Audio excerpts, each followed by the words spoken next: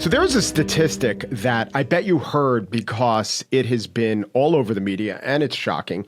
And it's that 39% of Democrats support the use of force to get Donald Trump out of office. And there is a similarly shockingly high statistic about the percent of Republicans. That's a quarter Republicans think it's justified for Trump to use military to crack down on protests on his agenda.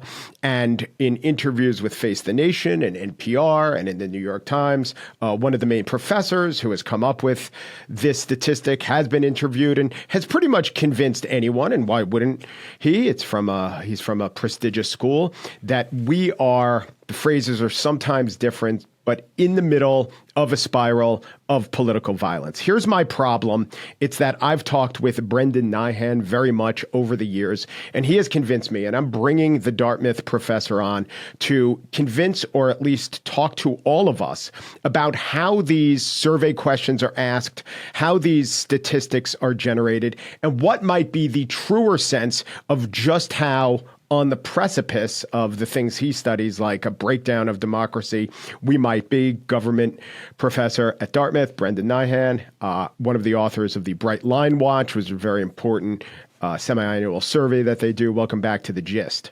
Great to be back. So you heard this 39% statistic. They made it impossible that you didn't. What did you know about it immediately that maybe Face the Nation, NPR, and the rest didn't elicit? I knew it dramatically overstated the actual support for physical violence, which has been shown to be much lower, both by myself and my colleagues at Brightline Watch and other survey researchers. When you really pin people down on what they mean by terms like violence or use of force, it turns out that many people who are seemingly endorsing those claims are either kind of responding without paying very close attention, or they actually mean something different. And when you screen for people who are paying attention, you make sure they're paying attention, and you pin down the meaning of these terms, you find again and again that the percentage of Americans who explicitly endorse physical violence, the kind that would be a violent felony under our legal system, is well under 10%. Now, that's still too many, and that still can be dangerous, very dangerous, as we've seen in a country of 300 plus million people. But it's nothing like those numbers that are being bandied about. And I really do worry that hearing those will only encourage a further spiral. What's the best way to ask the question? Well, the way we did it, building on some research by political scientists in the field, was first to ask a question about whether people supported violence or not, and then in a follow-up question, really pin them down on what they meant. And made sure, so in that way, they had to go through two steps, because it seemed like what was happening in some cases was with these single item questions, people were just kind of clicking the middle option. And in that way, they were seeming to endorse violence, but they were really just kind of not taking the survey very seriously. Mm-hmm. And the second question then pins them down on what they mean, because in some cases, people who seem to endorse this, when you actually ask them what they mean, they say things like, well, he should be removed from office through protests, and actually the survey you're describing, they actually did follow up with people and asked them what they meant. And a substantial number of them said things like, well, he should be arrested, right? And is that the use of force? Yes, in a vague sense, but it doesn't mean the people seeming to endorse that claim in the survey are actually saying that the president should be shot, or however it's being interpreted in the current media coverage. Well, let me ask you, without getting into an academic knife fight, because we don't want to endorse that kind of violence or academy violence. Are you saying that this survey actually had the more responsible and accurate lower number, but just chose not to publicize it? There's a survey from the Chicago Project in 2024 that asked people in an open-ended way who seemed to endorse violence what they meant. And you can actually read the responses. And many of them are describing things that I would not equate with the violent felonies that people have interpreted these responses to mean. And again, when you incorporate this into a more well-designed framework like what we used in our survey, you're just getting really different numbers. Under 10% every time across the board. We did this in 2021. We did this in 2025. Other researchers using similar methods have done the same thing. And I just want to say importantly, because you mentioned academic knife fight, and those can get contentious, that when we did this research at Bright Line Watch, it was precisely because we had no dog in the fight that we thought it was important for us to administer this experiment. We tested different ways of measuring this question, and we found convincing evidence that when you did it, in this more careful way I've described, that you got these lower numbers in precisely the way that that recent research has suggested. So, and why this matters is because it's not just that people perceive political violence as being widely supported. They may be vulnerable to thinking the other side endorses it widely. Yes, and that's exactly. very dangerous, the right? Perception of the perception is what causes preemption, is what causes the threat of risk to be perceived, and that brings violence into the world. I think studies and history have shown. And exactly, I'm very worried about those misunderstandings we have of each other and how they could fuel further violence or other kinds of problems. Now, elites are still the prime movers here, but we know that there are ways that people are being exposed to information that may reinforce these misconceptions. Elites may be telling them the other side is out to get you, and they may be seeing extremely unrepresentative anecdotes from social media that make it seem like lots of people are endorsing violence. Right? Yes. There were a handful of people and also who wrote, an assassination that dominates news coverage tends to concentrate the mind. There were Facebook posts written by a dozen or so people that seemed to explicitly endorse what happened, and those were all over the news, right? But you have to think about the denominator there. There are hundreds of millions of people in this country, almost none of whom went to social media to endorse what happened. So it's really important to keep them in mind and not just this handful of examples, because it can reinforce the misperceptions we've been talking about. When you do your surveys, do you see an uptick, even if it's from 2 to 4 or 4 to 8? Is that something you've been seeing? So we could say increase, even though your base levels are much lower? We have not done this frequently enough to answer that question, but I'll tell you, my colleagues at the Polarization Lab, it's called, have done this. And interestingly enough, what they found was... Are those the Stanford guys? It's Stanford, Penn, and Dartmouth. Yeah. What they I think found I've had was... them all on the show. Love these guys. What they found was after the assassination attempt on Donald Trump, endorsement of political violence actually went down rather than up. And the interpretation they offer is because elites came together and said support for political violence is bad. And those cues from elites matter. They didn't pour gasoline on the flames. And that's precisely what we need right now.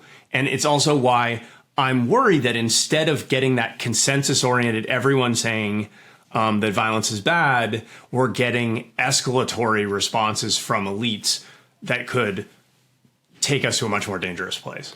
Right. And I'll give you my theory, which is at the time, by the way, elites playing a role is true, but at the time, the constituency that maybe had the potential to be the most violent after Donald Trump was shot, so this would be people who are fans of Donald Trump wanting quote unquote revenge, they had another very salient action item that they could concentrate on, which is the election of Donald Trump. And that is not the case now. In fact, the next election, judging by all of history, is trending towards the Democrats. So I think that played a major role. I don't know how you'd study for that or control for that. I agree. The incentives are different. The Trump administration is engaged in what's been described as an authoritarian speed run. And in that context, we've seen historically that regimes grasp for precipitating events they can use to legitimize further crackdowns and repression. That's precisely what we've seen. So instead of a kind of consensus-oriented response, we've seen the aftermath of the Kirk shooting being used as a kind of pretext for suppression of speech, claims of prosecutions against liberal groups, and so forth. That's not just about political violence as such, but it takes us further down the road of a destabilized, illiberal, and potentially authoritarian country, which is the road we're heading down, and it's a very dangerous one. Well, in other societies that you've studied or that your colleagues have studied, and I know that even in comparative Western democracies, there is in many surprising countries that we would say, really, they have a bigger taste for political violence. In fact, they do. But is such a crackdown possible, given that in America we don't have this bloodthirsty viciousness, if your studies are to be believed, and I think they are? This may be a case where, the lessons of history suggest that people will often go along with authoritarian repression. I mean, a kind of a key question you can think about right now, Mike, is whether what we're seeing, for instance, with Jimmy Kimmel being taken off the air last night, makes this more real to people. Sometimes these things can seem quite disconnected from people's everyday lives.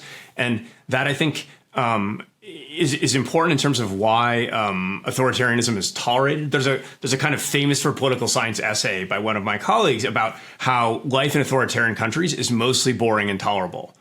Yeah. Americans tend to imagine it's secret police and tanks in the streets and all this stuff, but you go to an authoritarian country and you walk around and it's mostly fine, and people are doing all the same stuff that we're doing here. And by the way, my friend Joel Stein, who writes for Time, has his own Substack, and I don't know why, he went to Hungary, which is authoritarian-ish at least, and that's what he found. It's like, this is a nice mall, they have good wine, this is authoritarianism, but the answer is yes, it very well could be. And under those circumstances, lots of people will kind of tolerate repression and crackdowns, especially when they don't seem to affect their lives. And other people will kind of find pretextual reasons to go along. And that's certainly what I worry about here. The people who pay close attention to politics, the ones on Trump's side, are mostly going to believe him when he says that there are these left-wing networks fomenting violence, even though there's no connection to this 20-something-year-old, enrollee in a technical college in Utah. Well, I'll ask you this because this is where the conversation takes us, even if it's maybe a bit outside your exact ken. But I would assume that there's some percentage of the population who might hear the arguments about extreme leftism or whatever the far left means to them and not know the truth, not have a real grasp of it, and maybe think, okay, Antifa is a real thing and they do damage, and so maybe buy it more or less. But I also think the Kimmel thing brings it home, makes it salient, and very much the median American is saying, what in the world are you talking about? Now, what I'll add to that is, I don't think, so you would say, oh, so this is a loser of an issue for the Trump administration. There is something about the Trump administration that benefits from just controversy and debate on things like a comedian. And I find that people will give him excuses and say things like, yes, well, maybe that's not right, but think about his other point, and still he wins. I don't know. Is there some political science, some scholarship or analysis or an interesting paper you've read that talks about that phenomenon? No, it's a great question. It's one we've been thinking about, to be honest. So let me just make two brief points. The first is the direction I was suggesting before, that Kimmel makes more real how this is not something you can escape. Right. It's not that his audience was huge. The late night audiences have been dwindling.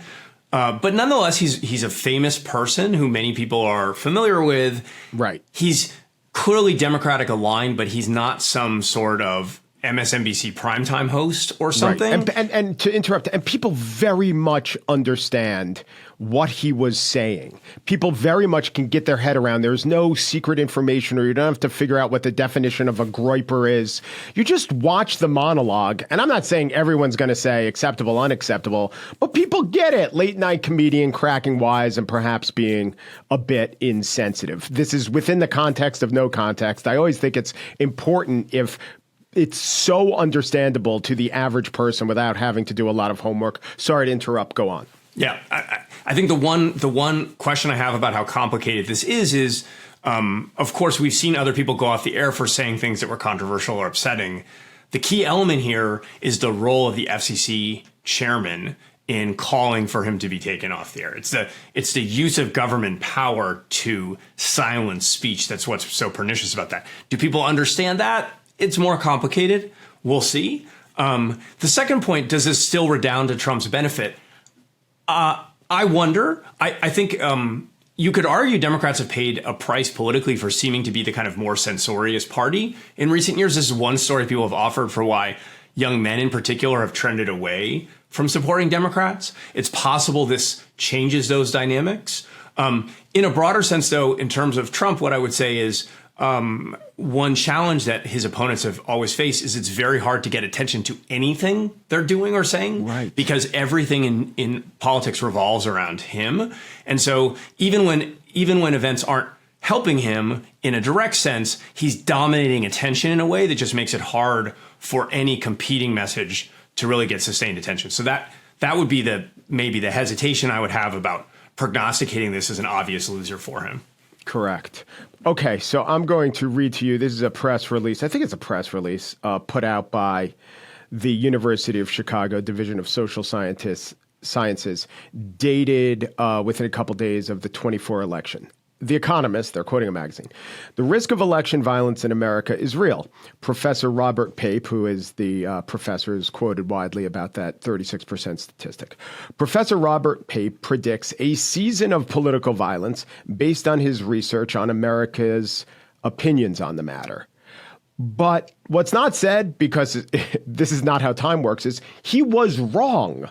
We have to realize this. I think we do. We look back at the last election. There was no political violence, but people like you were also picking up that the appetite for political violence has changed. The past is not always prologue, but how much credence should we give what happened a very close dry run to this instance, and also taking into account this weird phenomenon where I can go back and find hundreds of articles of people worrying about and predicting the violence, and two from a couple months later where they quote people saying, yeah, that didn't happen. That was weird.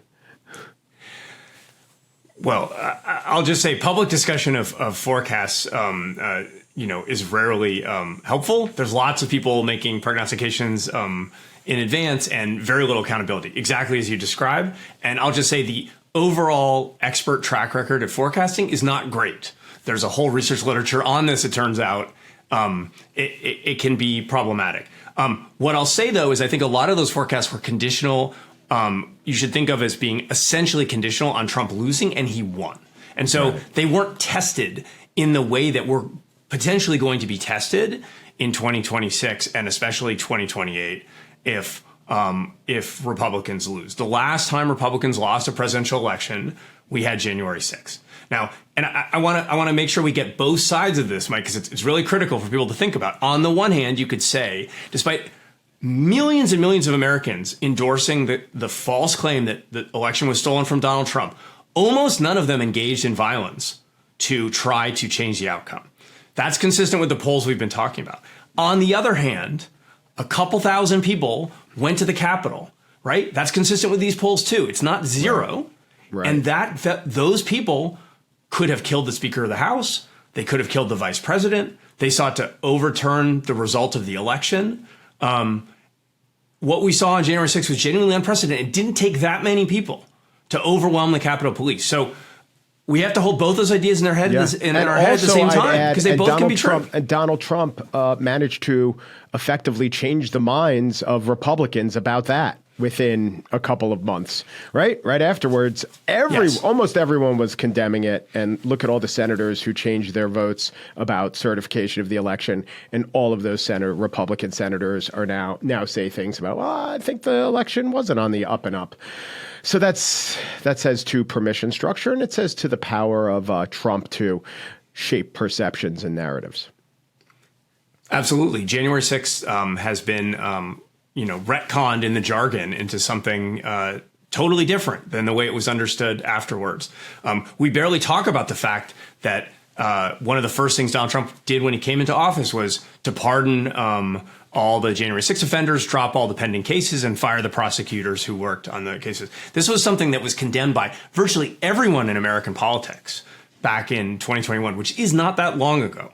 So we can, even if most of us don't support political violence, many of us can come to excuse it. And that's worrisome too. Brendan Nyhan is a Dartmouth political science professor, government, if you want to be specific. He is co-director of the Bright Line Watch. Thank you so much. My pleasure. Great to be here.